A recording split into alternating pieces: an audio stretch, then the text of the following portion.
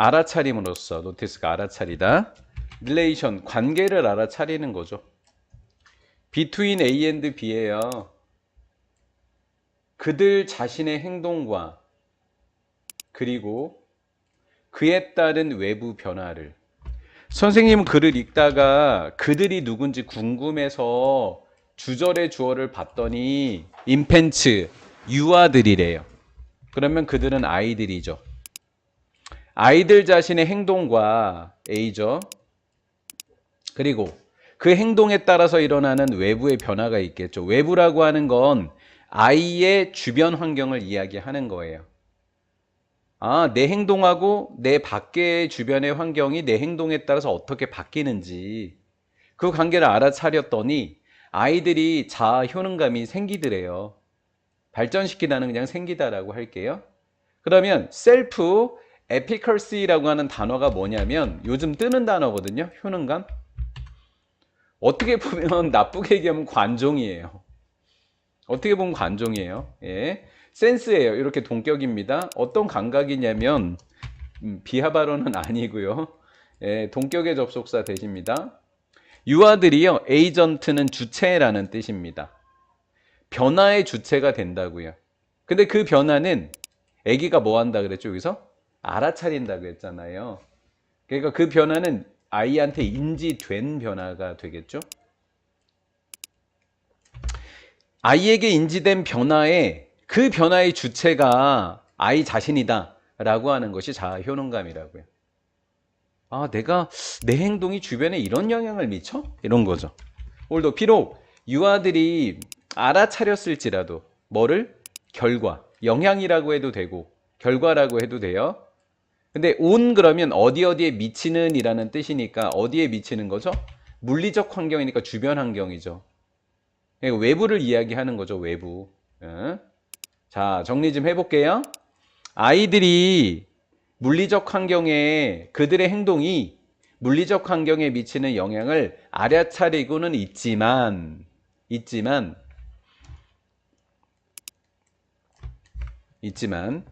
초기 사회적 작용이라고요. 초기 사회적 작용 속에서 일어난다고요. 인이니까 어디 속에 있는 거죠? 이 대세에 대한 이야기 문법 설명은 이따 할게요. 이따 할게요. 문법 설명은. 아기들이 가장 쉽게 인식하다라는 동사는 이렇게 아이가 인식하는 거란 말이에요. 그럼 요 중간에 들어가 있는 이 아이는 동사를 수식해야 되니까 부사 아니냐 이거예요. 여기에 있는 부사의 역할은 동사를 수식하는 겁니다. 가장 쉽게 인식하는 거. 아이들의 행동의 결과. 애들의 행동의 결과를 아이들이 가장 쉽게 인식하는 것이 초기 사회적 작용 속에 있게 된 것이다. 한마디로 아이들이 자신의 행동의 결과를 인식하는 것이 바로 사회적 상호작용의 가장 이른 버전이더라라는 거죠. 이해가 됐죠? 예. 가장 쉬운 사회적 상호작용이 뭐다? 아기가 자신의 행동이 끼친 영향, 이게 사회적 작용이다라고 표현을 하고 있습니다. 사람들은 가지고 있는데 퍼셉튜얼이라는 좀 어려워요. 그래서 지각이라는 뜻인데 지각과 관련되어 있는 특징을 갖고 있습니다. 잠깐만. 왜 지각이야? 인식하다, 알아차리다가 뭐예요? 지각이에요. 맞죠? 지각. 그러니까 모든 사람들은 지각과 관련된 특징을 모두 갖고 있거든요. 근데 우리는 아이 입장에서 다시 생각해 볼까요? 사람들이 지각할 수 있는 특징을 다 갖고 있다 그랬어요. 특징이 있다고요? 그럼 아이 입장에서는 사람을 구별할 수 있다는 거예요. 특징이 다 다르니까 이런 이야기인 거죠. 이해가 됐죠? 주어가 사람이지만 우리는 아이 입장에서 한번 살펴봤습니다. 그러면 다시 살펴볼게요. 주격관계대명사예요. 그럼 assure라고 하는 것이 뭔가를 명확하게 확실하게 하다라는 거잖아요. 동사니까 주격관계대명사죠. 선행사가 뭐예요? 특징들이라고 지금 대놓고 이야기했죠? 특징들. 그럼 복수동사 맞는 거잖아요. 됐죠? 그러면 사람마다 각각 갖고 있는 지각과 관련된 특징은 확실히 뭐 하게 해주죠? 대니아를 하게 해주죠. 아이들이 향할 수 있게 해줘요. 무엇을 향해서? 그 지각과 관련된 특징들이 되겠죠. 아이가 지각을 향해서 갈 수 있게끔 확실하게 해주는 지각과 관련된 특징이 있다라는 거예요. 그럼 의미로 이해하면 지각과 관련된 특징을 사람마다 제각각 각각이 갖고 있어서 아이들이 그 사람들을 향해서 갈 수 있어요. 구별할 수 있다는 이야기죠. 이거 이해됐나요? 네. 얘는 사람들입니다. 사람들. 지각과 관련된 특징을 갖고 있는 거 어찌 보면 얘예요. 이 사람들은요. 페이스, 얼굴을 갖고 있어요. 근데 어떤 얼굴이죠? 시각적으로죠. 눈으로 해요. 눈으로. 지각과 관련되니까 시각입니다. 시각적으로 구별되고 무빙, 때에 따라서 달라지는 얼굴 표정을 갖고 있거든요. 그러니까 유아들은 어떻게 할 수 있다고요? 그들을 향해서 갈 수 있게 되는 거죠. 혹시라도 요거 빈칸 채우기를 해도 내도 맞출 수 있죠. 이거 사람들을 향해서 간다. 그리고 이거 초기 사회적 작용이다. 이런 거 다 맞출 수 있죠. 사람들과의 관계다. 그리고 여기서부터 여기까지 빈칸 채우기. 이런 것들을 이렇게 우리가 유추해서 맞추는 거예요. 가볼게요. 사람들은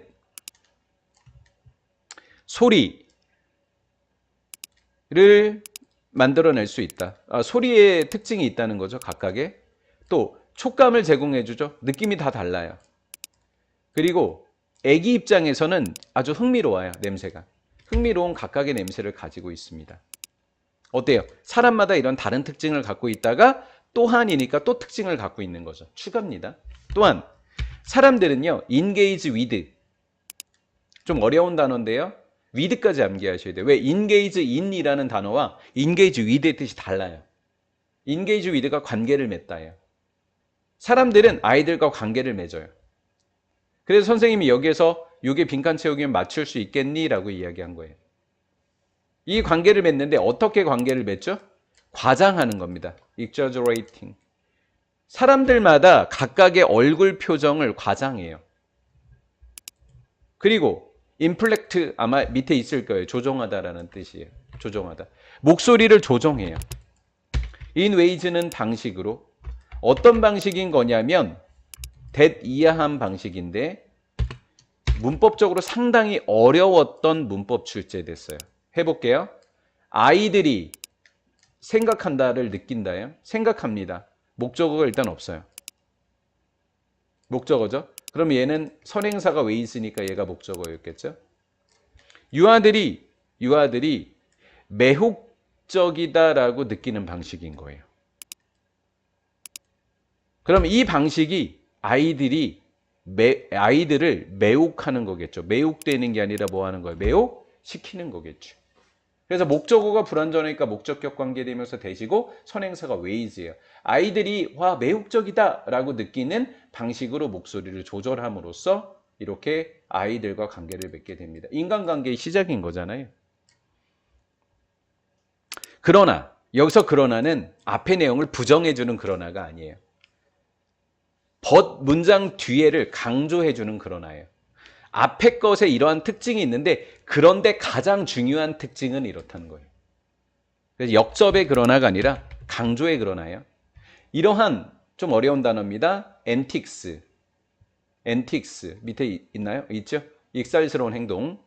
이 행동은 반응하는 겁니다. 위에서 나온 어른들의 행동들 보세요. 얼굴 표정 바꿨죠? 목소리 바꿨죠? 익살스러운 행동들이죠? 7번 문장 삽입. 그렇죠? 이런 게 익살스러운 행동들이 뭐였는지를 생각함으로써 우리는 by ing 두 개다라는 걸 보고 문장 삽입으로 얘를 집어넣으면 되죠. 아니면 6번 문장에도 좋고요. 서로 찾아가면 됩니다.